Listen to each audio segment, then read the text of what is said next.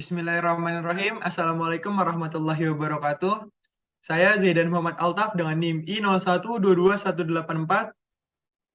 Saya Taufik Mera Putra dengan NIM I01222176. Saya Viko Brilianovianta Putra dengan NIM I01222178. Kami bertiga ingin mempresentasikan hasil diskusi kami yang berjudul Kegagalan Konstruksi Akibat Gempa.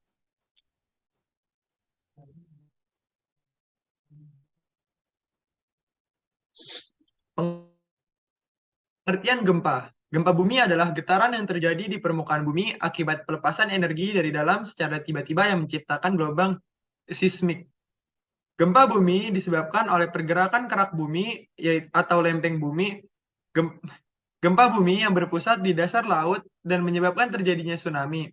Frekuensi suatu wilayah mengacu pada jenis dan ukuran gempa bumi yang dialami selama periode waktu. Gempa bumi dapat diukur dengan menggunakan alat seismometer. Momen magnitudo adalah skala yang paling umum di mana gempa bumi terjadi di seluruh dunia. Struktur bangunan tahan gempa. The three synthesis earthquake resistance construction method. Ada vibration control, ada base isolation, yang ketiga ada basic earthquake resistance. Bangunan yang dikatakan tahan gempa adalah bangunan yang merespon gempa dengan sifat dikilitas yang mampu bertahan dari keruntuhan dan fleksibilitas dalam meredam getaran gempa. Selanjutnya ada syarat bangunan tahan gempa. Yang pertama, dirancang dan diperhitungkan. Yang kedua, kombinasi beban dan analisa struktur. Yang ketiga, penggunaan material yang ringan. Dan yang keempat, penempatan massa struktur yang terpisah namun saling berinteraksi. Ciri bangunan tahan gempa, yaitu memiliki struktur sistem penahan gaya dinamik gempa, memiliki sistem penahan gempa, dan konfigurasi strukturnya menjadi standar anti gempa. Hal yang perlu diperhatikan ketika membangun bangunan tahan gempa. Dalam membangun bangunan komersil maupun hunian tahan gempa, ada beberapa hal yang harus diperhatikan dengan baik. Setidaknya ada 3 hal utama yang harus Anda perhatikan, yaitu yang pertama ada pondasi, yang kedua ada beton, dan yang ketiga ada beton bertulang. Nah, berikut penjelasan lebih rinci mengenai 3 hal tersebut. Yang pertama, fondasi merupakan bagian penting dari struktur sebuah bangunan. Fondasi berada paling bawah dan berfungsi menyalurkan beban ke tanah. Karena itu, fondasi harus diletakkan ke tanah dengan keras. Kedalaman minimum untuk pembuatan fondasi adalah 60 hingga 80 cm. Selanjutnya, yang kedua ada beton. Merupakan bagian umum yang dipakai untuk bangunan. Beton dibuat dengan mencampur pasir halus, kerikil, dengan air dan semen. Penggunaan beton pada bangunan sudah umum, tapi dalam bangunan anti gempa, beton harus dibuat kokoh dengan standar baku sehingga lebih aman. Selanjutnya yang ketiga ada beton bertulang. Hal satu ini merupakan bagian penting dalam membuat rumah tahan gempa. Dengan menggunakan besi yang dilapisi betonlah beton bertulang tercipta.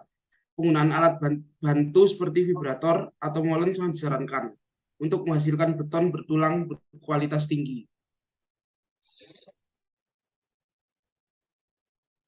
Salah satu contoh kasus kerusakan bangunan akibat gempa.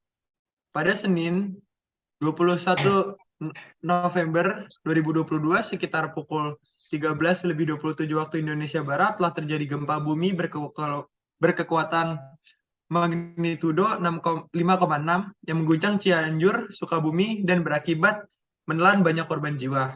Tercatat ada 268 orang meninggal dunia, 1.028 orang luka-luka, dan warga mengungsi sebanyak 58.362 orang. Kerusakan bangunan pun mencapai 2.345 unit.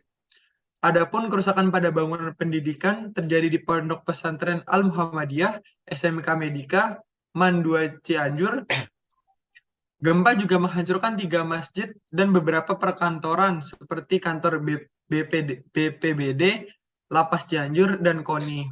Tidak hanya itu, jalan nasional yang menghubungkan Cianjur dengan Bogor tertimbun longsor dan lalu lintas terputus. Listrik di kota tersebut pun padam usai gempa.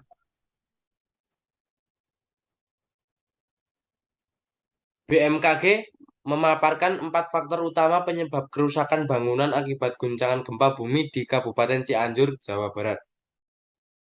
Yang pertama, faktor kedalaman. Pusat gempa yang dangkal sekitar 11 km. Bahkan gempa-gempa susulan ada hanya 5 km. Yang kedua, ada faktor lokasi. Pemukiman berada pada tanah lunak atau tanah lepas. Kondisi itu menyebabkan efek aplikasi yang artinya apabila gelombang gempa merambat pada tanah tersebut akan mengalami penguatan. Yang kelima, yang ketiga, ada faktor topografi. Banyak bangunan berada di tepi lereng atau lembah yang mengakibatkan peningkatan intensitas guncangan dan kerusakan. Yang terakhir, ada faktor struktur. Berdasarkan hasil pemantauan BMKG, banyak rumah tembok tanpa besi, struktur kolom dan balok bangunan lemah, serta struktur kolom dan balok bangunan tetapi dinding tembok lemah.